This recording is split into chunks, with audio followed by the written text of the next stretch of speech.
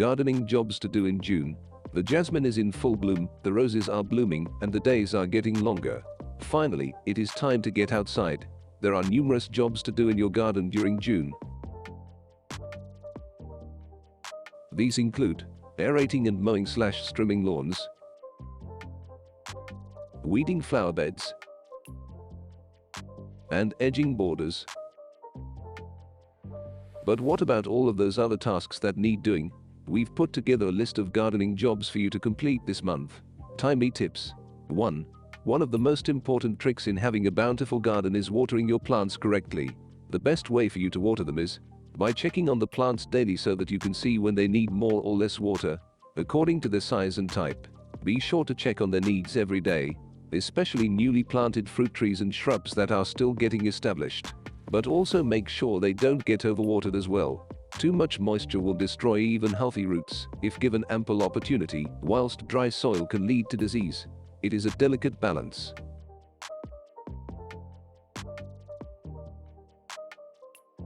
2. Prepare your greenhouse plants for the outdoors by hardening them off outside in good weather.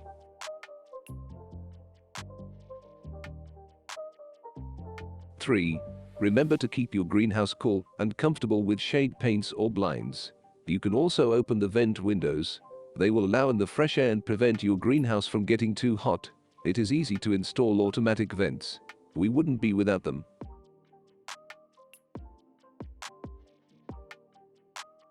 4. The soil is often littered with weeds that steal valuable water, light, and nutrients from your plants.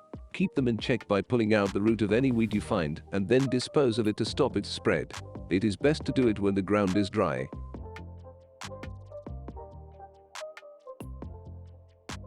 Flower garden. 1. Try and move your plants hanging in the greenhouse to their final position if the weather allows it. If they become leggy, trim them back so that new shoots can grow from a bushy base.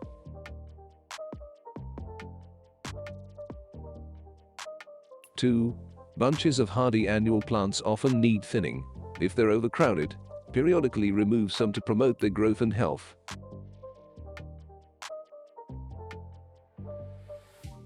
3. Planting bulbs in the autumn can be a great way to spruce up your yard. At this time of the year, lift and divide clumps of snowdrops and bluebells once their leaves start to turn yellow.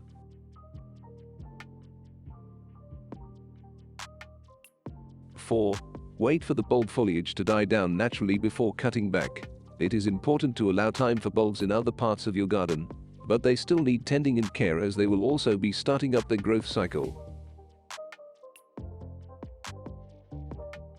5. The fuchsia, with its many rich colors and high petal count, is a favorite amongst gardeners. It is my favorite plant, along with lavender.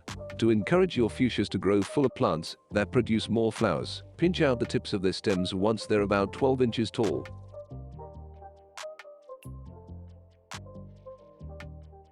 6. If you're a lover of sweet peas, now is the time to start picking them. The plants will produce more blooms if they are harvested early.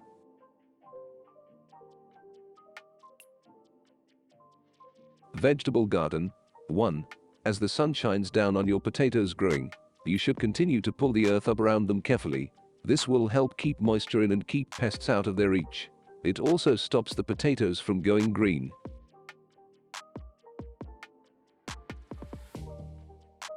2. Container potatoes may seem like they need a lot of watering, but you want to avoid overwatering them as this will compact the soil and prevent the new plants from thriving. Avoid overcompacting your compost so that there is plenty of oxygen for all plant roots.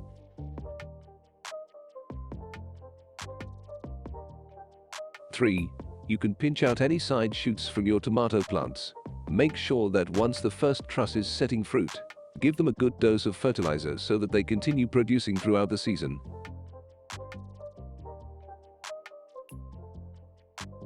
4. Harvest salad crops and sow them every 2 weeks to enjoy the delicious taste of lettuce throughout your growing season.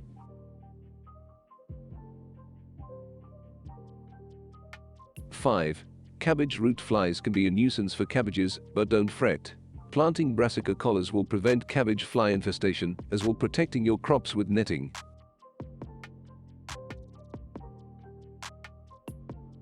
6. Harvest your first potatoes about 10 weeks after you plant them.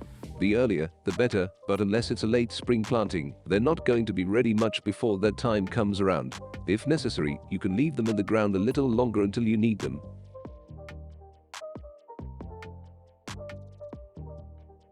7. When you see your onion and garlic leaves going yellow, it is time to take them out of the earth. Save a little bit of soil in the pot with each plant by loosening some dirt around its roots.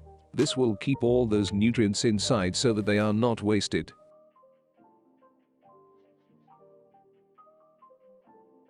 8.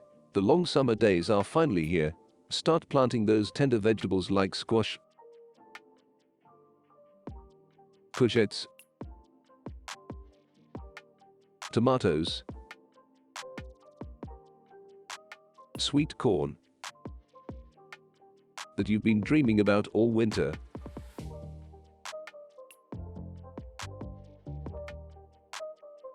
9.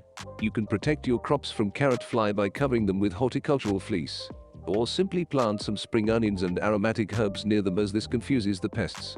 We do it every year and never have a problem. Fruit garden.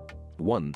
Your plum trees might start looking droopy and thirsty, with the leaves beginning to curl. It's time for you to get your shears ready, so that they are cut back before winter starts in earnest, because it can become a chore if left too late.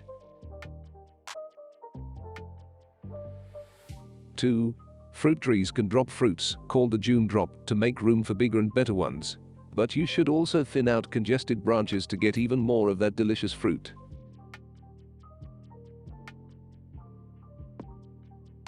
3. Squirrels and birds can eat all of your fruits. Protect the plants by surrounding them with netting so that they cannot get to them.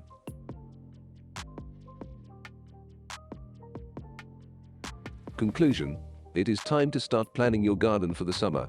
If you have a large plot of land, it might be best to create a plan before planting. Figure out how much space is needed between crops according to the types of plants grown in each area. You may also want to ponder over adding some ornamental shrubs and flowers around your property boundary line. If there isn't enough color already, if necessary, you can leave them in the ground a little longer until you need them.